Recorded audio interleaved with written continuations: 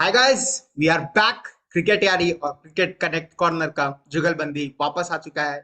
8 दिन जो अभी तक आईपीएल हुआ है, उन सब मैचेस को हम लोग अभी रिव्यू करेंगे, अपने फेवरेट्स मोमेंट शेयर करेंगे और कुछ खास चीज जो हर मैच में हुआ है वो सब हम लोग शेयर करेंगे। प्लस आज लास्ट में जो एल एलएसजी और पंजाब का मैच है उसका भी रिव्यू करेंगे इस वीडियो में। एंड तक जरूर बनिएगा, लाइक कीजिएगा, subscribe to the channel and let's begin. तो सबसे पहले बात करते हैं हम लोग कल धमाकेदार मैच का जो कि चिन्ना स्वामी में हुआ था, आरसीबी और केकेआर। केकेआर तो ऐसे खेलती है कि जब और कोई टीम रहे तो नेक्स्ट लेवल, लेकिन आरसीबी रहे तब तो भाई वो उनका अलग ही लेवल जाता है। खासकर आप जब सुनील नारायण को देखे तब सुनील नारायण का एवरेज हम आज चेक कर रहे थे, तो सुनील नारायण का एवरेज 11 की 16 के आसपास है बाकी सब टीम पे, ये एवरेज के हिसाब से। वहीं उनके तरफ एवरेज चल जाता है 32, स्ट्राइक रेट चल जाता है 200, और जबकि इधर में 120 130 के आसपास स्ट्राइक रेट है। ये दिखा देता है कि कलकत्ता और आरसीबी का क्या कॉम्बिनेशन है, किस तरह से कलकत्ता हावी है आरसीबी पे। और क्या नहीं बोला जाए। आप बताए, आपने कल मैच देखा सिद्धार्थ, कैसा था? जाया। कल मैंने मैच देखा। आपने बिल्कुल सही तरीके से सम अप किया कि सुनील नरीन का परफॉर्मेंस बाकी टीमों के अगेंस्ट और आरसीबी के अगेंस्ट यही बता जाता है कि शायद कोलकाता किस तरीके से आरसीबी के अगेंस्ट खेलती है। आपने वो गंभीर का स्टेटमेंट भी सुना होगा, जिसपे गंभीर ने कहा कि वो अपने ड्रीम्स में भी चाहते हैं कि आरसीबी को हराएं। तो आप समझ सकते हैं कि वो अलग तरीके का, एक खुंदक आप बोल सकते हो उसको, गंभीर का, या गंभीर का प्यार बोल सकते हैं आरसीबी के लिए। और उन्होंने साथ ही साथ एक स्टेटमेंट कहा। मैं आपसे भी जानना चाहूंगा आपका विचार क्या है, what is your perspective regarding that, जिसमें उन्होंने कहा कि RCB has not one anything but still they feel that they have one everything. तो आपको क्या लगता है ये स्टेटमेंट के पीछे उनका क्या व्यू पॉइंट रहा होगा, क्यों कहा उन्होंने? अब वो तो फैंस का जो उनसे जुड़ाव है आरसीबी को लेके, उस पर्सपेक्टिव से मैं भी कहा हो, या फिर कोई एक पर्सन को टारगेट तो नहीं किया जा सकता कि कल हमने थोड़ा फ्रेंडशिप का भी बॉन्ड देखा दोनों के बीच में, और वो जैसे वो सुलझते हुए अच्छा, फील किया। वो कैमरा के लिए था कि वो रियल दिल से आ रहा था पॉइंट? दिल से होगा, अभी तो आप कुछ किसी को जज हम लोग नहीं करते, दैट्स वाई। वो सामने तो जो है हम लोग को दिख रहा है, हम लोग उस हिसाब से बात करेंगे। लेकिन बिल्कुल। कलकत्ता तो अलग ही मूड में खेलती है। 49 ऑल आउट, 82 ऑल आउट, 222 मार देना और 82 पे ऑल आउट कर देना, फिर और जैसे आपने 158 जैसे मक्कलम का। आपने मेंशन किया जैसे आपने मेंशन किया, सेम गंभीर ने भी ये तीनों चीज मेंशन किया कि मैं हमने 49 ऑल आउट किया था अपने इंटरव्यू में। हमने इस तरीके की बड़ी हार भी हराई है आरसीबी को। सो कोलकाता का मन में वो खुंदक है आरसीबी के लिए, और कल उन्होंने उस तरीके का अलग ही खेल भी दिखाया। टेंशन है इन दोनों के बीच में, मतलब। लेकिन जो भी हो, आरसीबी हार गया, लेकिन विराट कोहली वापस फिर से सेकंड बैक टू बैक हमने 50 देखने को मिला। पहले मैच फेल हुआ, लेकिन उसके बाद पंजाब और इनके साथ फिर से 50 है। इस में भी बैक। उनका स्टेटमेंट भी हमने सुना ही ना कि अब सब हमको ब्रांड एम्बेसडर जैसा कंसिडर करते हैं, जबकि आई एम अ प्लेयर और मेरा काम है खेलना and have still got it. Got it. तो उनका स्टेटमेंट ही काफी था कि वो किस माइंडसेट से और किस तरह से लोग उनको पोर्ट्रे कर रहे हैं और वो किस तरह से होना चाहते हैं, राइट। तो कल तो आरसीबी तो इस तरह से हम लोग दोनों ने आरसीबी को टॉप 4 में रखा है। लेकिन इस तरह का बॉलिंग लाइनअप से अब तो खुद पे शक होने लगा है, क्या सोच के हमने टॉप 4 में रखा था आरसीबी को, प्रिडिक्ट किया था। क्योंकि जिस तरह का बॉलिंग लाइनअप हमें दिख रहा है, क्योंकि नरीन आके जो बाकी में नहीं मारते वो मार के चल जा रहा है, और इतना आसानी से 170 कुछ था ना चेज, इतना आसानी से चेज करके चल जा रहे हैं कि 180।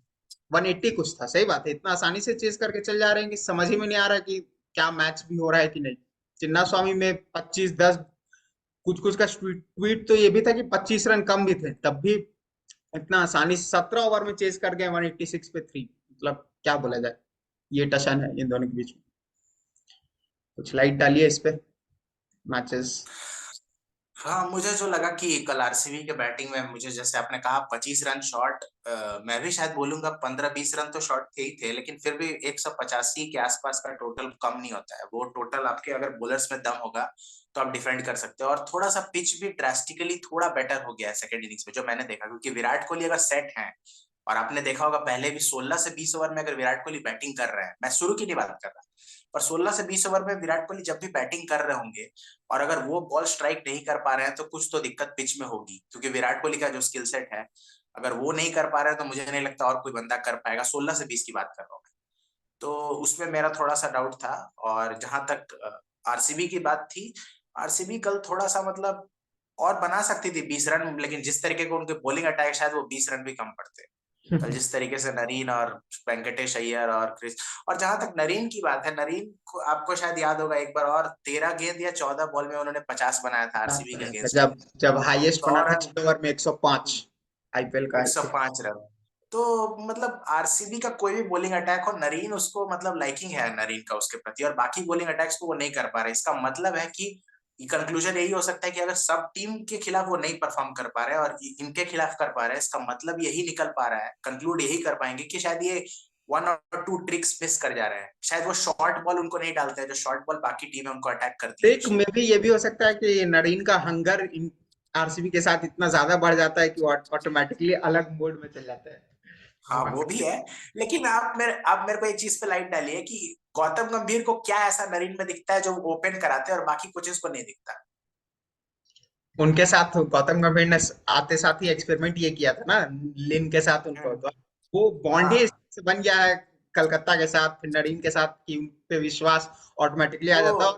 मे बी उनके, आपने देखा होगा कि गौतम गंभीर जब कैप्टन थे तब उसमें नरीन अलग लेवल पे थे, जैसे ही वो हटे उसके बाद नरीन को ओपनिंग करवाया गया नेक्स्ट 2 सीजन, एक सीजन में, लेकिन तब भी उनका लेवल डाउन ही होते गया। तो नरीन को भी वो कॉन्फिडेंस ही अलग मिलता होगा गौतम गंभीर और उनके कोचिंग स्टाफ से, कि वो इस लेवल पे ऑपरेट करने लगते हैं। बॉलिंग में तो अभी उस लेवल पे नहीं है नरीन, जब से एक्शन चेंज हुआ है, लेकिन बैटिंग में वो कॉन्फिडेंस ही देना, कॉन्फिडेंस बहुत जल्दी चेंज कर देता है। लेकिन आप हर्षित राणा के बारे में बताइए, क्योंकि पिच आप जैसे बोले कि हर्षित राणा क्या, कौन सा ऐसा मैजिक डिलीवरी कर रहे हैं कि कोई मार ही नहीं पा रहा उनको। पिछले मैच में आपका सनराइजर्स उनको हिट करने में दिक्कत हो रहा था, वो मैच खींच के ले गए। आज आरसीबी, हमने विराट कोहली को स्ट्रगल करते हुए देखा, हर्षित राणा को मारते हुए, कि किस तरह को वो स्लोअर डिलीवरी कर रहे हैं कि समझ ही में नहीं आ रहा किसी को। फिर रसल ने भी उसी हिसाब से 4 ओवर में 29 रन दिए, 2 विकेट। बट चुन चुन के नगीना आया है अभी, कलकत्ता ने लाया है। अब किस तरह से वो ऑपरेट करते हैं, आपने शायद रखा था उन्हें टॉप 4 में, राइट, कलकत्ता को, जितना मुझे याद है। बट लेट्स सी क्या हम्म। होता है। तो अब यही था कल के मैच के रिव्यू। अब कुछ और आपको बोलना है कि आगे बढ़ा जाए इसमें? बस मैं ये लास्ट कहना चाहूंगा, जैसे अपने हर्षित राणा के बारे में कहा, हर्षित राणा से मैं ज्यादा बोलूंगा, हर्षित राणा तो बॉलिंग अच्छी डाल ही रहे हैं तभी वो अच्छा बॉलिंग कर रहा है। लेकिन मैं एक चीज देख रहा था कल, विराट कोहली थोड़ा सा लास्ट में थोड़ा सा बहुत ज्यादा हार्ड जाने की कोशिश कर रहा था, उनको लग रहा था कि बॉल नहीं आ रहा है, तो वो थोड़ा हार्ड जाने की कोशिश कर रहा है। और विराट कोहली आप जानते हैं कि natural timer of the cricket ball है, वो हार्ड हिटर है नहीं। तो वो थोड़ा कुछ ज्यादा हार्ड जा रहा है, तो मैं भी लग रहा था मुझे कि वो थोड़ा अपना शेप हो रहे हैं शायद। मे भी हो सकता है वो बेटर प्लेयर है, वो इतने बड़े प्लेयर है, वो नेक्स्ट मैच में वो कुछ अपना लेके आएंगे, पर मुझे लग रहा था पिच में भी थोड़ा सा दिक्कत हो रहा था। और सेकंड इनिंग्स में वेंकटेश अय्यर ने भी कहा कि वो पिच प्रोग्रेसिवली थोड़ा बेटर हुई सेकंड इनिंग्स में। हम्म, तब तो तभी तो शायद जाके वही हमने रीजन होगा। श्रेयस अय्यर का भी कल परफॉर्मेंस देख लिया, 24 में 39। रेयर साइट साइट है ना। हम्म। तो ये तो थी कल कलकत्ता और आरसीबी की बात। अब उससे पहले अगर एक एक मैच करके चला जाए सिद्धार्थ, लेट्स रिव्यू। मेरे को सबसे इंटरेस्टिंग अभी तक का 8 दिन का एक पल, सिर्फ एक पल जो लगा, वो था आरआर और डीसी का मैच में, जिसमें हमने कुलदीप यादव को फोर्स करते हुए देखा ऋषभ पंत को रिव्यू करते हुए। मतलब वो, उसमें तो हम रैना का कमेंट्री भी उस समय सुन रहे थे, रैना कमेंट्री बोल रहे थे कि और भी कोई कप्तान रहता तो कंटाप लगा दिया था अभी तक। रोहित शर्मा होते तो लगा दिए होते। मतलब कोई भी और कप्तान रहता तो कंटाप लगा दिया रहता, इस तरह का वो प्रेशर करता। लेकिन हमने कुलदीप यादव को टेस्ट मैच में भी देखा था, रोहित शर्मा को प्रेशर करता, लो लो लो रिव्यू लो, ये आउट होगा, लेकिन वो आउट निकला नहीं ऐसे उस समय। लेकिन इस बार वो कॉन्फिडेंस प्लस वो पंत के साथ हंसते हंसते पंत ने इग्नोर किया और वो रिव्यू मिला एंड बटलर आउट हो गए। तो डीसी और आरआर का मैच से आपको क्या, कौन से लम्हे हैं जो याद है आपको उस मैच का? उस मैच में मुझे जो आप लम्हे की बात कर रहे हैं, वो लम्हा जो आपने बताया वो भी काफी फनी लम्हा था, कि उनको जाके ऑलमोस्ट उनके हाथ पकड़ के, जैसे बच्चे को बोला जाता है ले ले भाई, तो उसको हाथ पकड़ के उन्होंने वो रिव्यू लिवाया और वो रिव्यू सक्सेस भी रहा। तो वो तो एक था ही पॉइंट। और दूसरा पॉइंट मुझे लगा कि यशस्वी जायसवाल को हम देख रहे हैं, अभी तक 2 मैचेस हो गए हैं। तो मैं ये सीजन में, जैसे मैंने कहा पहले भी आपको प्रीव्यू में, कि ये सीजन शायद यशस्वी जायसवाल का होगा। तो पहले 2 मैचेस में उन्होंने डिसअपॉइंट किया है, तो मुझे वो थोड़ा देख के लगा कि शायद वो, मतलब वो नहीं होता है कि थोड़ा कॉन्फिडेंस लेवल उनका इतना हाई है कि वो सोच रहे हैं कि कुछ भी वो कर सकते हैं, तो शायद अभी वो ट्राई कर रहे हैं, पर उनका एक अच्छा सीजन अभी भी आपको देखने को मिलेगा। तो वो एक चीज मुझे थोड़ा डिसअपॉइंटमेंट हुआ यशस्वी को लेके, क्योंकि अभी ये भी खबर आ रही है कि शायद इंडियन टीम मैनेजमेंट ये प्लान कर रही है कि विराट कोहली और रोहित शर्मा से ओपनिंग कराए, और ये बहुत लोग बोल रहे हैं। अब ये मतलब मोहम्मद कैफ ने तो मतलब क्लेम कर दिया है कि उनको कहीं से पता चला है कि यही होने वाला है, क्योंकि वो लोग रिंकू सिंह को खिलाना चाहते हैं। ये थॉट प्रोसेस में तो आएगा, क्योंकि जब हम टीम, मेरा एक वीडियो भी अपने खुद के चैनल में, अगर आपने नहीं देखा है तो जरूर जाके देखिए, कि क्या रिंकू सिंह और यशस्वी जायसवाल एक टीम में खेल सकते हैं। मेरे कॉम्बिनेशन के हिसाब से तो नहीं था ऐसा। तो इसलिए उस नहीं हो सोच, सकता। इसलिए वो सोच इधर भी आई है, जिसके कारण वो प्रेशर बना ऐसे बन सकता है। लेकिन पांच ही बॉलर के साथ इनको जाना होगा, जो कि डाइसी हो जाएगा इंडियन टीम के लिए। लेकिन बहुत लेकिन बहुत अजीब बात नहीं है कि अगर रिंकू सिंह और जायसवाल जैसे दो प्लेयर किसी भी टीम के पास हो, और दोनों में से कोई एक ही प्लेइंग 11 खेल सकता है, ये थोड़ा अजीब है। मतलब इंडियन क्रिकेट में शायद ऐसा डायनामिक्स है जिसके सोचिए, बाद थोड़ा अजीब इस बन गया। ऐसा कॉम्बिनेशन है कि शिवम दुबे का ज्यादा चांस बनता है इन दोनों में से, अगर जो बैठता है उससे ज्यादा चांस बनता है शिवम दुबे के खेलने का, क्योंकि उस तरह का कॉम्बिनेशन फॉर्म किया जा सकता है कि हार्दिक पांड्या और Shivam Dubey six bowling option के रूप में ऑपरेट करे और उधर चार बॉलर के साथ खेले। तो इस तरह बिल्कुल। का सेगमेंट बन चुका है इन दोनों के बीच में। लेकिन दोनों स्टार प्लेयर हैं, किसी ना किसी तरह से एंट्री तो करने का पूरा कोशिश रहेगा। प्लस अब देखते हैं इंडियन टीम किस हिसाब से सोचती है, क्या माइंडसेट रहता है रोहित शर्मा और द्रविड़ का। वो तो बात की बात है, T20 वर्ल्ड कप जब प्रीव्यू किया जाएगा तो उसमें डिस्कस करेंगे ये सब। लेकिन वहीं डीसी और आरआर के बीच में पंत ट्राई कर रहे थे, क्योंकि हम लोग के लिए तो पंत ही डीसी के लिए पहले अभी जो कमबैक है तो उसी पे सबसे ज्यादा फोकस है। तो पंत 24 बॉल में 28 पे वो खेल रहे थे सिंगल डबल। अभी ज्यादा प्रेशर दिए हुए हैं, अभी उस अटैकिंग मोड में तो नहीं है। लेकिन जैसे जैसे मैचेस बढ़ेंगे तो पंत तो वापस आते हुए आपको और दिखेंगे इस जोन में। तो वो तो गुड साइन ये है कि पंत फिट है, कीपिंग कर पा रहे हैं 40 ओवर, 20-20 ओवर, वो सबसे बड़ी तो बात। एक्स्ट्रा।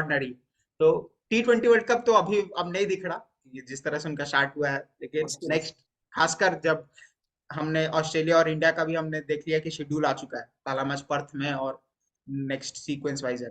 तो उस समय पंत के लिए बहुत अच्छा अपॉर्चुनिटी है कि वो फिर से जाएं और इंडिया को 3 बार सीरीज जीतने का गर्व दिलाए। तो वहीं आरआर और डीसी में सबसे बेहतरीन एस्पेक्ट आरआर का ये लगा कि खासकर संदीप शर्मा तो एक उभरते हुए, पहले वो एसआरएच में खेले, फिर पंजाब में खेले, उतना इम्पैक्ट नहीं था। लेकिन आरआर में उनका जो इम्पैक्ट है वो अलग ही लेवल पे है। खासकर 10 ओवर के बाद उनको लाया जाता है और 10 ओवर के बाद वो 4 ओवर फेंक के चल जाते हैं। एंड वो डेथ बॉलिंग स्पेशलिस्ट टाइप का आरआर के लिए काम कर रहे हैं। वो कॉम्बिनेशन प्लस नांद्रे बर्गर और बोल्ट को खिलाना एक साथ, वो तो एक तरह से मास्टर मूव बन गया है आरआर के लिए, जो उनको इतना ज्यादा सक्सेसफुल बनाया हुआ है, क्योंकि थर्ड पोजीशन पे है वो अभी पॉइंट्स टेबल। तो और कुछ आरआर के बारे में या डीसी के बारे में आपको कुछ है बताना, क्या आगे बढ़ा जाए? देखिए, आरआर के बारे में जैसे आपने कहा कि संदीप शर्मा को बेहतरीन तरीके से इस्तेमाल कर रहे हैं, तो T20 क्रिकेट आजकल का जो हो गया है ना, वो मतलब नामों पे आपको जाने से ज्यादा आपको जरूरी हो गया, वो रोल सिग्निफिकेंट हो गया है। आप किस तरीके का रोल प्लेयर को दे रहे हैं और कैसे उस रोल का इस्तेमाल कर रहे हैं। जैसे आपने प्रीव्यू वीडियो में भी कहा था, मुझे याद है वो चीज, कि धोनी स्क्रिप्ट राइटर है और उनको पता है किसको क्या रोल में डालना है। तो इसीलिए उनकी टीम सक्सेसफुल होती है, क्योंकि उनको पता है किसको क्या रोल देना है। शिवम दुबे को नंबर 4 पे इस्तेमाल करना उनके दिमाग में ही आया, बाकी कैप्टन्स को नहीं आया। तो कुछ तो है उस बंदे में। सेम चीज यहाँ पर, अगर आप आरआर की मैनेजमेंट को पूरा क्रेडिट जाता है कि संदीप शर्मा को वैसे इस्तेमाल किया, आरसीबी को क्रेडिट जाता है हर्षल पटेल को बनाने के लिए, जो नीचे में उनको इस्तेमाल किया, और अब पंजाब भी उस तरीके से इस्तेमाल कर रही है।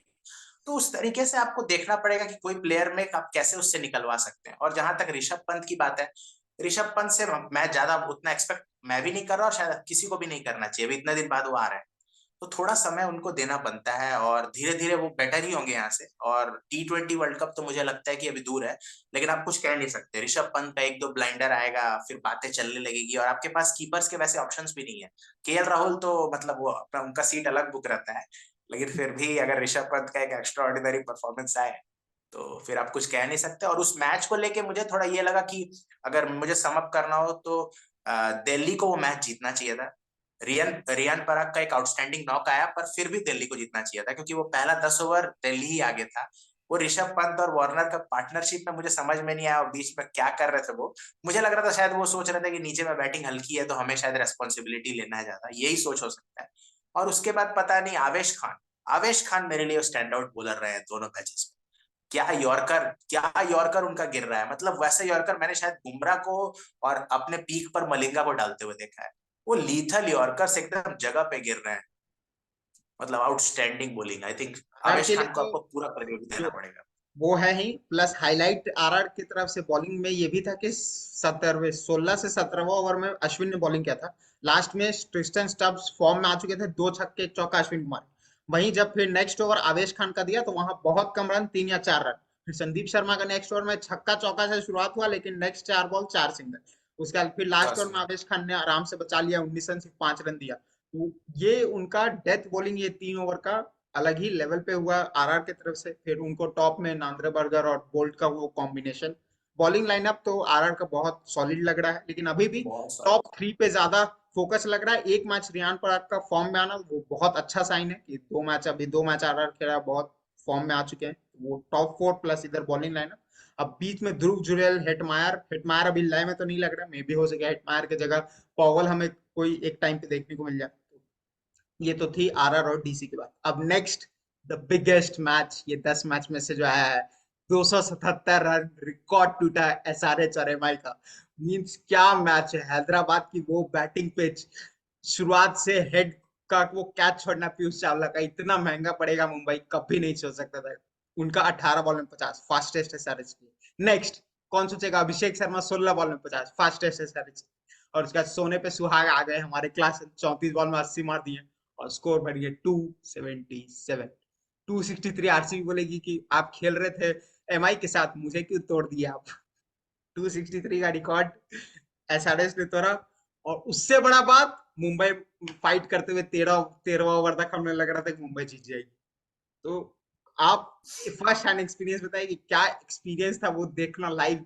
खासकर वो 277 तो बना ही तोड़ने वाला, लेकिन मुंबई चेज करते हुए वो 13 ओवर तक किसी को नहीं मालूम था कि कौन जीत रहा मैच, कौन हार रहा।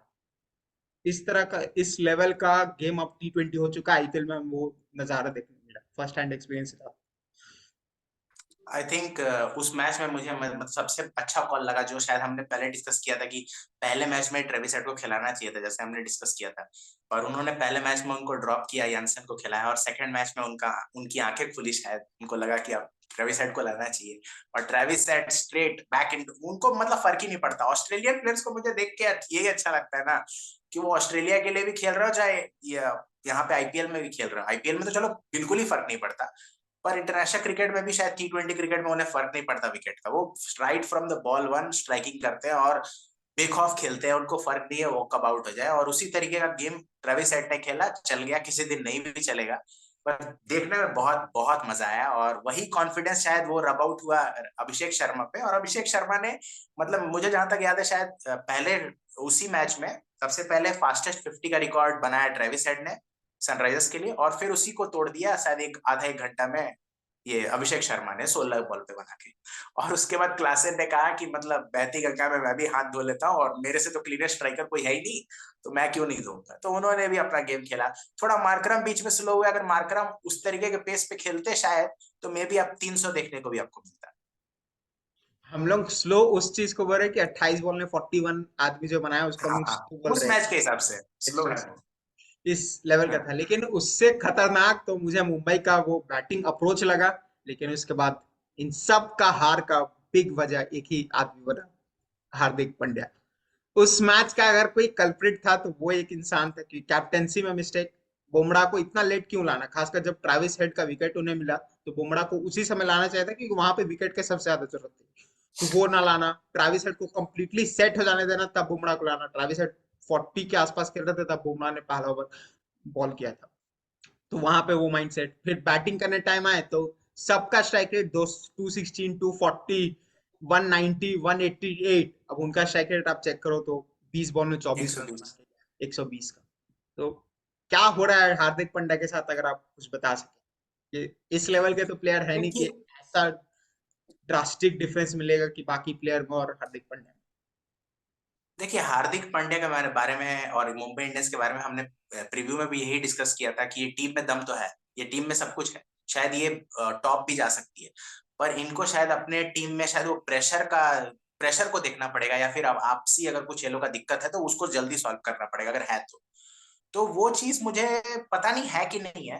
पर प्रेशर तो दिख रहा है हार्दिक पांड्या को। वो कितने भी हंस के दिखा रहे हैं कि मुझ पे प्रेशर नहीं है, मैं मार खाऊंगा, तालियां बजाऊंगा, पर वो सब दिखाने के लिए ठीक लगता है। कोई भी कैप्टन नहीं चाहता कि उसकी टीम के बॉलर्स मार खाएं और वो लगातार मैचेस हारे। और प्रेस और मतलब बाद में पोस्ट मैच आके बोल देना, ये बहुत अजीब लगता है मुझे कि I like the way what I saw. मुझे अजीब लगा कि आप 280 आपकी टीम खा रही है और आप कह रहे हैं I like the way what I saw.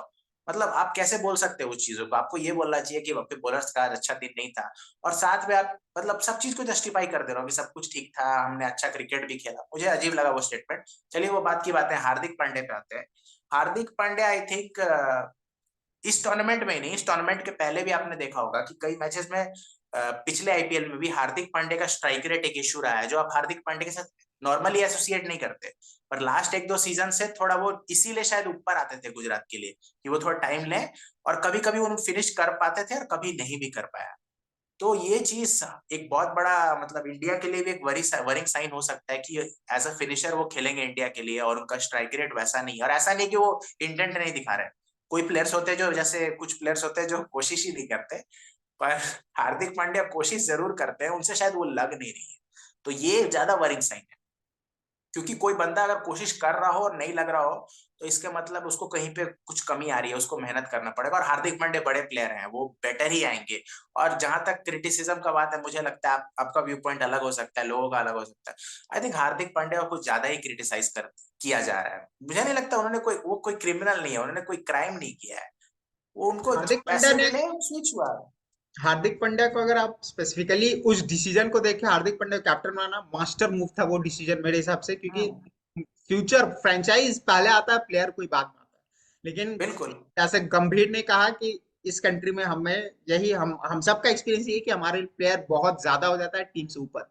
तो उस लिहाज से फैंस का वो गुस्सा भी बनता है कि रोहित शर्मा को क्यों हटा दिया गया इस सिचुएशन में, क्या एक साल रुका नहीं जा सकता था, ये सब चेंजेस। लेकिन एज अ फ्रेंचाइज अगर कोई मुंबई इंडियंस का फैन है तो उसको खुश होना चाहिए, क्योंकि वो फ्यूचर लॉन्ग टर्म के लिए हार्दिक पांड्या सही चॉइस थे। और वो ट्रेड लेकिन करना भी, रोहित शर्मा को आपने 3 साल भी दिया था। रोहित शर्मा को आपने 3 साल दिया था, 3 साल आप नहीं जीता पाए, चौथा साल उनको लगा कि हटा देना चाहिए।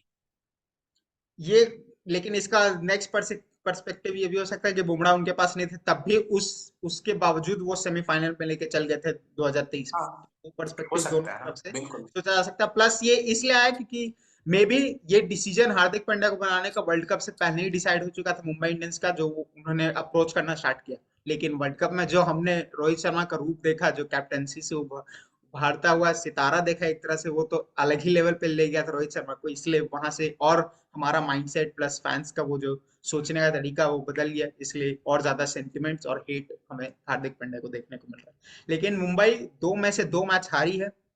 एसआरएच के साथ तो हारी ही, पहला हमने और किसके साथ मैच हमने देखा था हारते हुए? गुजरात। गुजरात के गुजरात। साथ भी वो हारी, तो गुजरात के साथ भी मैच उनका एकदम जीता हुआ मैच था, इसमें तो गेम ही में नहीं थे बॉलिंग के टाइम। लेकिन मुंबई अभी भी स्ट्रॉन्ग टीम लग रही है, तो क्लोज मैचेस हारी है। मे बी आगे चल के वो आगे करे। लेकिन अब चलिए बढ़ते हैं नेक्स्ट मैच पे जो हमने रिव्यू किया है। तो उसमें नेक्स्ट आता है हमारा सीएसके और जीटी। पिछले साल का फाइनल का हमें देखने को मिला, लेकिन इन सब मैचेस में ये एक लौता मैच था जो बोलेंगे आप एक तरफा हुआ, कि एक जीटी तरफा गेम ही हुआ। में नहीं थी। मतलब कोई पॉइंट पास नहीं लगा कि जीटी वो गेम जीत सकती थी, या कुछ भी हमें देखने को मिला कि कम्पीट भी कर सीएसके सकती थी। एज यूजुअल 206 रन बनाया उन्होंने 20 ओवर में, और 63 रन से जीत गई, क्यों जीटी सिर्फ 143 बना पाई। तो डिसअपॉइंटिंग परफॉर्मेंस था जीटी की तरफ से। लेकिन उस मैच में हमने जिस तरह से शिवम दुबे का अप्रोच देखा, रचिन रविंद्र का अप्रोच देखा, ऋतुराज का अप्रोच देखा, 46 इनका 50 बनाना, तो वो सीएसके का वो पूरा डीएनए में ही दिख रहा है कि वो प्रॉपर अभी T20 जैसा चल रहा है कि सब बैट्समैन आके अटैक ही करेगा, कोई एंकर रोल नहीं, कोई ऐसा नहीं कि एंड तक खेलेगा। तो उस डीएनए के हिसाब से CSK is performing really well. Plus हमने पथिराना को भी वापस देखा, पथिराना मुस्तफिजुर का वो जोड़ी, वो कॉम्बिनेशन लीथल बनते जा रहा। मैंने लास्ट मोमेंट में सीएसके को हटा चुका था टॉप 4 से, लेकिन अब आउट करने लगा अपना से सोचने पे, क्योंकि सीएसके उस तरह से रिस्पॉन्ड ही कर रही है। प्लस हमें और कुछ एक्सपीरियंस आप बताना चाहो उस मैच से या सीएसके के बारे में? देखिए, जीटी के बारे में हमने पहले भी डिस्कस किया था कि जीटी शायद स्ट्रगल करेगी, उनका ऑप्शन उतना अच्छा नहीं रहा। और हार्दिक पांड्या, नो मैटर आप कितना भी कह लें, हार्दिक पांड्या जैसा ऑलराउंडर कोई भी टीम मिस करेगी, क्योंकि वो कंप्लीट पैकेज है। जितने अच्छे बॉलर हो गए हैं वो, उतने अच्छे बैटिंग भी कर सकते हैं अपने दिन पे, तो उनको मिस करना ही बनता है। मोहम्मद शमी आपके पास नहीं है, तो उनको स्ट्रगल। हाँ, शुभमन गिल पे बहुत लोड आ जाता है, डेविड मिलर पे बहुत रेस्पॉन्सिबिलिटी होगा, राशिद खान पे बहुत रेस्पॉन्सिबिलिटी होगा। लेकिन T20 क्रिकेट में मतलब मानता हूँ कि एक दो प्लेयर्स पे ही आप ज्यादा निर्भर करते हो और एक दो प्लेयर्स ही आपको जिताएंगे, इंडिविजुअल ब्रिलियंस पे आप जीत सकते हो, लेकिन एज अ टीम आपको परफॉर्म करना पड़ता है क्योंकि एक ही प्लेयर आपको हर मैच नहीं जिताएगा।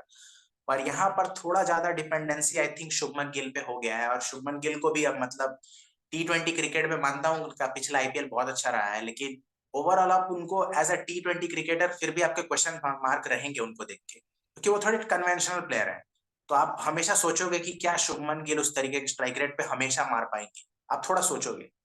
तो उनको वो चीज प्रूव करना है। और जहां तक चेन्नई की बात है, चेन्नई तो मुझे लगता है कि मतलब जिस तरीके का ट्रेंड मार्केट में चलता है वो उसको अपना लेती है और फिर आपको रिजल्ट्स देखने को मिलते वो फिर कॉनवे का तो इंजर्ड होना ब्लेसिंग इन हैं। Blessing in disguise, disguise. लेकिन रविंद्र जिस फॉर्म में आ रहे हैं, जिस माइंडसेट से आ रहे हैं, पहले मैच में 12 या 14 गेंदों में 34-35 पे थे, सेकंड में भी 16 या 17 गेंद पे 40 प्लस पे 46 मार के गए। तो वो रचिंद्र रविंद्र तो इतना भयंकर शुरुआती दे रहे कि नेक्स्ट वहां से लेवल। मोमेंटम पूरा कंप्लीटली शिफ्ट हो जा रहा है चेन्नई में।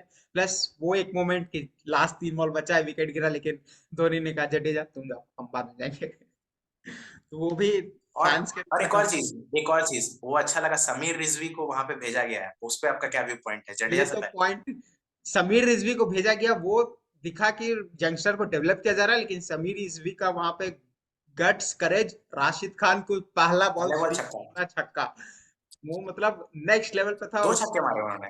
हाँ, राशिद खान को स्वीप मारना, फिर आगे बढ़ के भी उन्होंने छक्का मारा, लेकिन वो जब पहला सिक्स लगा तो ड्रेसिंग रूम का जो माहौल था, स्टीवन फ्लेमिंग और पूरा जो, जडेजा। सही बात है, वो जो कॉम्बिनेशन पूरा टीम का था, वो तो अलग ही माइंडसेट में चले गए थे कि ये इंसान ने आके क्या कर दिया। लेकिन फिर हमने बाद में शायद कहीं इंटरव्यू में सुना कि उन्होंने कहा था कि हम अपनी मम्मी को प्रॉमिस किए थे कि पहला मैच हम जो भी खेलेंगे, पहला बॉल हम छक्का मारेंगे, एंड वो प्रॉमिस कंप्लीट हुआ समी डिसवी का। ये होता है कि जितना आप प्रॉमिस करो, अगर कुछ करना चाहो अच्छा से, तो भगवान भी साथ देते हैं। अब नेक्स्ट नेक्स्ट अगर जिस तरह से मैचेस से जा रहे, तो आरसीबी और पंजाब किंग्स का मैच देखा जाए, तो हमने आरसीबी के बारे में तो बात किया ही कि किस लेवल पे उस मैच में भी हमने विराट कोहली को फॉर्म में देखा, उनका 50 होते हुए थे। लेकिन वो मैच इतना क्लोज जाना नहीं चाहिए था जितना आरसीबी लेके चल गई, लेकिन लास्ट में फिर से उनके तरफ से उभरता हुआ सितारा दिनेश कार्तिक और रविचंद्रन अश्विन, ऐसा कोई वर्ल्ड कप आता है सामने तो पता नहीं उन्होंने को क्या हो जाता कि नहीं अब तो अगला वर्ल्ड कप हमें ही खेलना है। दिनेश कार्तिक तो हमने कलकत्ता के साथ भी देखा, लास्ट में आके 2 छक्के मार दिया आंद्रे रसल को, 4 बॉल डॉट करने के बाद फिर भी उस ओवर में 13 रन बने थे 2 छक्के मारने के बाद। प्लस पंजाब के साथ तो मैच ही जिता दिया था। दिनेश कार्तिक किस लेवल पे भी बैटिंग कर रहे हैं, वर्ल्ड कप आते साथ आई कौन सी थिंक माता आ जाती है उनके अंदर। दिनेश कार्तिक को अगर आपको परफॉर्मेंस निकालना है, उनके कान में जाके धीरे से बोल दीजिए T20 वर्ल्ड कप आने वाला है। ये शायद उनसे परफॉर्मेंस निकालने का बहुत ही अच्छा तरीका होगा। आपने बिल्कुल सही कहा, लास्ट टाइम भी T20 वर्ल्ड कप था 2022 में, उस समय दिनेश कार्तिक नेक्स्ट लेवल जा चुके थे। और लोग जो बोलते हैं, बहुत आसान होता है बोलना हाइंडसाइट में कि उनको क्यों ले गए T20 वर्ल्ड कप, लेकिन वो जिस तरीके से परफॉर्म कर रहे थे उन्होंने मजबूर किया था उस टाइम पे। हाइंडसाइट में बोलना बहुत आसान होता है क्यों ले गए उन्हें, पर उन्होंने वैसा परफॉर्म किया था। और अभी इस बार तो नहीं होगा, मुझे लगता है, कुछ कह नहीं सकते, पर इस बार तो नहीं होगा, पर अपने तरफ से वो जो कर सकते हैं वो कर रहे हैं। इस बार तो मुश्किल शायद इसलिए है दिनेश, क्योंकि दिनेश कार्तिक कीपिंग भी नहीं कर रहे ना, अनुज रावत कीपिंग कर रहे हैं, तो उस तरह से वो फ्लेक्सिबिलिटी वो देखना भी वो थोड़ा मुश्किल है। प्लस अब लेकिन पंजाब के जस्ट बाद, imagine just imagine, just for मतलब जस्ट फॉर जो पर्पस मैं ये बोल रहा हूँ, जस्ट इमेजिन दिनेश कार्तिक अगर T20 वर्ल्ड कप चले जाते हैं, तो वो शायद पहले प्लेयर होंगे जो पहले आईपीएल से रिटायर हो चुके होंगे और वो इंटरनेशनल वर्ल्ड कप में टीम को रिप्रेजेंट कर रहे होंगे। इंडियन प्लेयर कोई आईपीएल से रिटायर हो चुका है और वो इंडियन टीम को रिप्रेजेंट कर रहा है।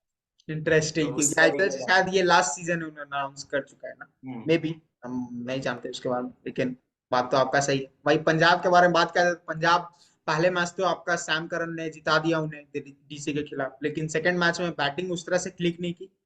लास्ट में जो शशांक सिंह आए, उनके कारण लास्ट ओवर में जो 20 रन बना 177 के आसपास वो पहुंच पाई। लेकिन पंजाब का अभी भी डाइसी सिचुएशन लग रहा है कि अब किस तरह से वो कोप अप करेंगे, ये देखने वाली बात है।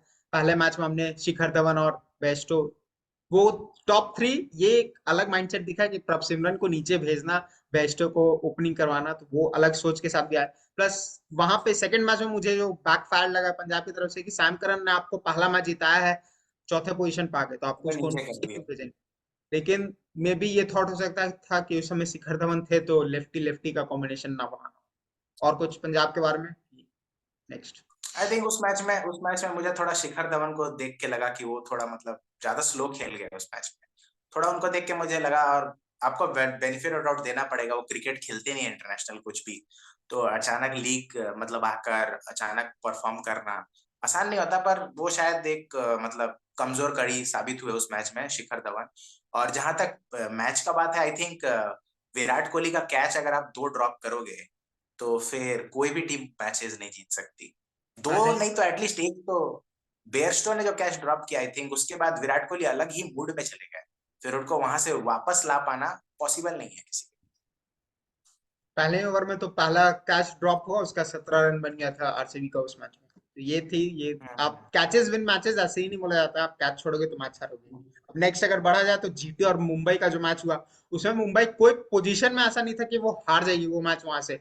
एक 8 ओवर में 62 रन चाहिए था, इस कॉम्बिनेशन में था। उस पोजीशन से जब आपका एक या दो ही विकेट गिरा ऊपर में, खेल रहे आपका ब्रेविस और रोहित शर्मा, उसके बाद वहां से खींच लेना मैच, ये जीटी ही कर सकते, क्योंकि हमने पिछले 2 साल में भी इस तरह का मतलब हैरत अंगीन चीज हमने जीटी को करते हुए देखा है कि जहां से कोई जीत नहीं सकता, जीटी वहां से मैच खींच के ले जाते थे।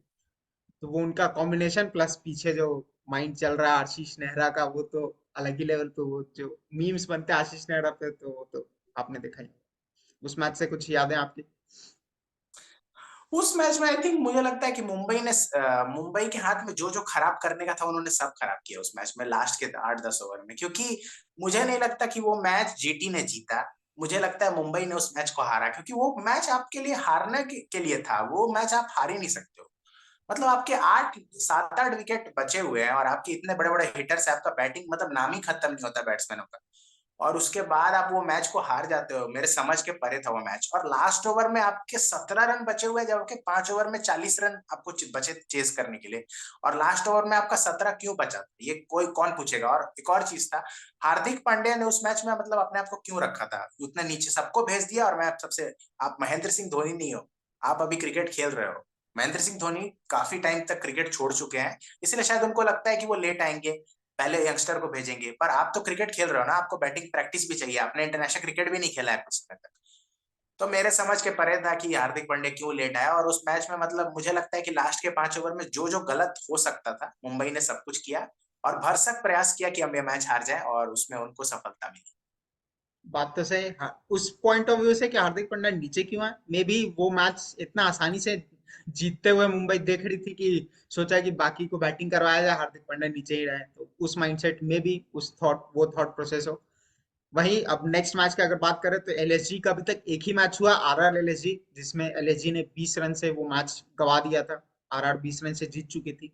तो एलएसजी का ही सिर्फ अगर बात किया जाए तो उसमें केएल राहुल का हमने जो मिडिल ऑर्डर में सोच रहे थे वो ना होते हुए केएल राहुल हमें ओपनिंग करते हुए दिखे, ये तो अलग लेवल। शायद केएल राहुल सोच ही चुके हैं कि अब मेरे को मौका नहीं मिलेगा T20 वर्ल्ड कप में, ऐसा कुछ है क्या सिद्धार्थ?